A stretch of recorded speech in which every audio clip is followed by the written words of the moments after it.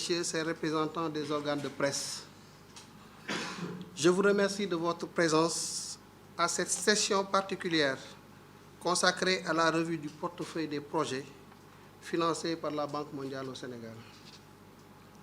Cet exercice s'inscrit dans un contexte particulièrement important et décisif pour notre pays. D'une part, nous préparons les prochaines assemblées annuelles du Fonds monétaire et de la Banque mondiale. Et d'autre part, nous sommes en pleine négociation du prochain cadre de partenariat pays avec la Banque mondiale. En outre, les services étatiques finalisent le nouveau référentiel stratégique qui définit les axes prioritaires pour le Sénégal à l'horizon 2050, selon une vision mettant en avant la prospérité, l'équité et la transparence. Il est donc impératif que notre portefeuille de projets soit orienté en fonction de nos nouveaux axes stratégiques afin de répondre aux priorités nationales et de garantir une meilleure allocation de nos ressources. Je voudrais également saisir l'occasion pour rappeler que cet exercice intervient peu après la présentation des résultats du rapport d'audit sur la gestion des finances publiques, commandité par les autorités, lequel exercice a été conduit en application de la loi 2012-22 du 27 décembre 2012 portant code de transparence dans la gestion des finances publiques. La production de ce rapport d'audit témoigne, si besoin en était, de notre ferme engagement envers une gestion rigoureuse, transparente et efficiente des finances publiques. Pour rappel, le Sénégal est le premier pays de l'UEMOA à avoir sacrifié à cette exigence du code de transparence. Comme vous l'avez constaté, dans la communication du gouvernement, le rapport met en évidence des insuffisances notoires et souligne des défis à relever pour optimiser l'usage efficient de nos deniers publics.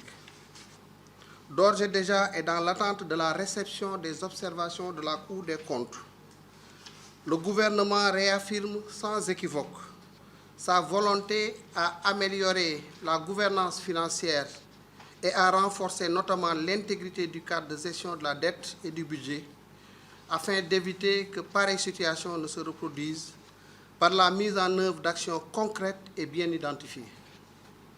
À cet égard, je puis vous assurer qu'une communication transparente et responsable sera engagée pour préserver la confiance des partenaires et du marché. C'est dans cet esprit de transparence et de responsabilité qui a toujours fondé la crédibilité de l'administration des finances que nous entamons aujourd'hui la revue de notre portefeuille de projets avec pour objectif de garantir que chaque projet contribue de manière stratégique, tangible et productive à la transformation économique et sociale du Sénégal. Cet exercice est également une opportunité de faire un bilan approfondi des projets en cours, d'évaluer leurs performances et de passer en revue les investissements réalisés dans le cadre de notre partenariat avec la Banque mondiale. Nous devons veiller à ce que ces projets soient alignés non seulement avec nos objectifs de développement à long terme, mais aussi avec les besoins immédiats de nos populations, en respectant les exigences de performance et de transparence que nous nous sommes fixés. Parmi les objectifs que nous examinons aujourd'hui, il est important de rappeler la diversité et la portée de notre portefeuille. Actuellement, il comprend 21 opérations nationales et 11 régionales pour un engagement global de 4 milliards de dollars. Ces projets couvrent plusieurs secteurs stratégiques, à savoir les infrastructures, représentant 56% de l'enveloppe, pour un volume global de 1 701 milliards de francs CFA. Le développement humain, avec 23% de l'enveloppe, soit 699 milliards de francs CFA, et le développement durable, 16%, soit 495 milliards de francs CFA. Le digital représente 5% avec un engagement de 150 milliards. Cette répartition témoigne de la diversité des interventions, mais elle doit également être évaluée minutieusement à la lumière des priorités nationales. En effet, le contexte actuel nous appelle à réorienter nos actions et à aligner notre portefeuille avec les nouvelles priorités du Sénégal. La nouvelle stratégie nationale de développement 2025-2029, qui s'inscrit dans la vision Sénégal 2050, nous impose de revoir notre approche pour une transformation économique et sociale durable. Nous devons œuvrer à promouvoir un développement endogène, axé sur la valorisation de notre capital humain et l'émergence de pôles territoriaux compétitifs. Chaque projet, actuel ou futur, doit s'inscrire dans une dynamique pour assurer sa pertinence et son efficacité à long terme. Ce référentiel de politique publique représente notre boussole pour les années à venir et il est crucial que nos engagements financiers soient alignés à ces objectifs. Ceci m'amène à aborder une question cruciale, la gestion de nos dépenses publiques. À la lumière des évaluations menées, il est impératif de rationaliser les dépenses allouées au projet en les orientant davantage vers les activités qui ont le plus d'impact.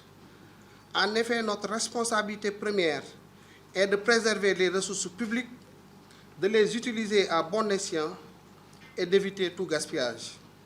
Cela signifie qu'il faut envisager, lorsque nécessaire, la restructuration de certains projets ou même leur cessation si leur pertinence ou leur performance sont remises en cause. Nous ne pouvons pas nous permettre de soutenir des initiatives qui ne répondent pas aux standards exigés, au risque de compromettre nos ambitions de développement. Au demeurant, il est essentiel de souligner que les projets qui continueront à être soutenus devront faire l'objet d'un suivi rigoureux. Donc, nous devons mettre en place des mesures visant à améliorer leur gestion, leur organisation et leur exécution. Il s'agira de renforcer les capacités des unités de gestion, d'optimiser les procédures de décaissement, notamment, et d'adopter une approche encore plus axée sur les résultats. Une telle démarche garantira non seulement une meilleure efficacité, mais elle renforcera également la transparence et la responsabilisation dans l'utilisation des fonds qui sont alloués. Aussi voudrais-je annoncer que nous allons dorénavant introduire le costing unitaire dans la gestion des projets. Un nouveau système de contrôle des coûts est devenu nécessaire. Cela va consister à compter jusqu'à l'impact de chaque franc CFA investi. Toutes les prévisions ex ante et les évaluations ex post devront dorénavant permettre de savoir l'efficacité des francs CFA investis et les impacts réels sur les cibles de chaque secteur. C'est en changeant de paradigme de comptage basé sur le rapport coût-impact que nous allons avancer dans l'efficacité et l'efficience de nos interventions. Je vous exhorte à identifier les chaînes de résultats de chaque projet en liant les résultats aux ressources allouées.